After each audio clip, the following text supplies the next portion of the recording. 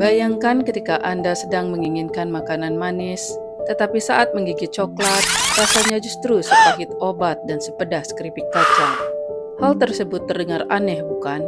Namun, ratusan tahun lalu, itulah rasa asli coklat yang sama sekali tidak memiliki rasa manis. Jauh sebelum menjadi camilan hari Valentine atau teman menonton film, coklat merupakan minuman rahasia para prajurit untuk meningkatkan stamina di medan pertempuran.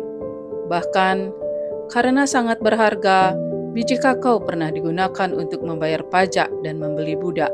Bagaimana bisa ramuan perang yang pedas bertransformasi menjadi makanan manis yang membuat ketagihan seperti sekarang? Mari kita bedah sejarahnya. Namun sebelum itu, jangan lupa untuk like dan subscribe channel ini. Karena setiap ruang punya cerita dan setiap cerita punya sejarah. Kisah ini dimulai di hutan hujan Amerika Tengah ribuan tahun lalu. Suku Maya dan suku Aztec kuno adalah kelompok pertama yang menggemari tanaman kakao. Tetapi cara mereka mengonsumsinya sama sekali berbeda dengan kita. Mereka tidak mengenal susu ataupun gula tebu. Biji kakao dipanggang, ditumbuk hingga menjadi pasta, lalu dicampur dengan air, jagung, dan cabai rawit. Minuman ini mereka sebut cocolatl, yang secara harfiah artinya air pahit.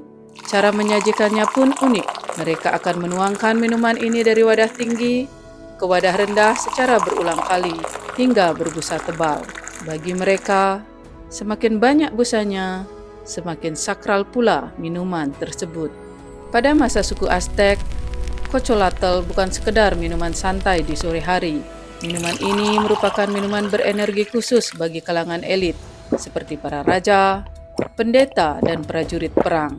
Para prajurit Aztec dibekali ramuan pahit pedas ini sebelum maju ke medan laga, karena coklat kuno tersebut kaya akan kafein, theobromine alami yang mampu mengusir rasa lelah, memicu adrenalin, serta memberikan energi instan. Satu cawan cocolatl dipercaya dapat membuat prajurit bertahan berjalan seharian tanpa makan. Bahkan terdapat kisah mengenai kaisar Aztec terkenal bernama Montezuma II.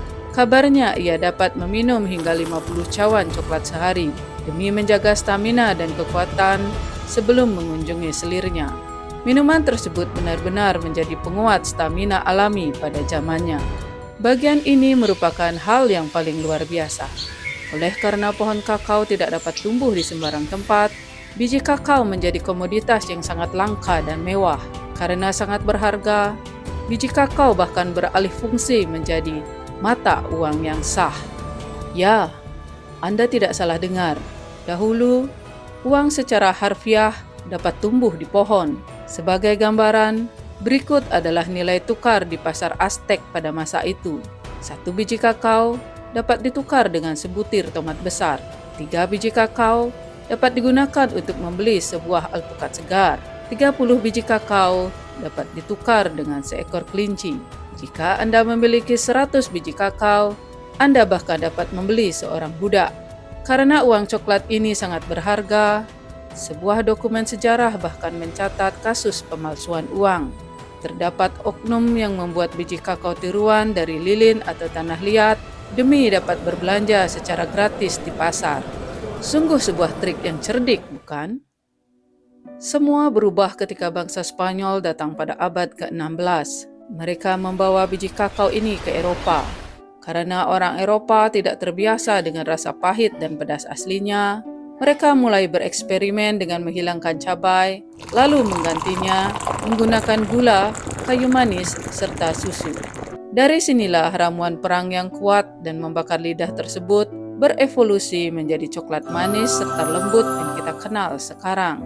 Jadi, jika Anda diminta memilih, Anda lebih ingin mencoba coklat modern yang manis atau cocolatl kuno yang pahit dan pedas ala prajurit perang? Tulis jawaban Anda di kolom komentar. Sampai jumpa di video sejarah seru berikutnya.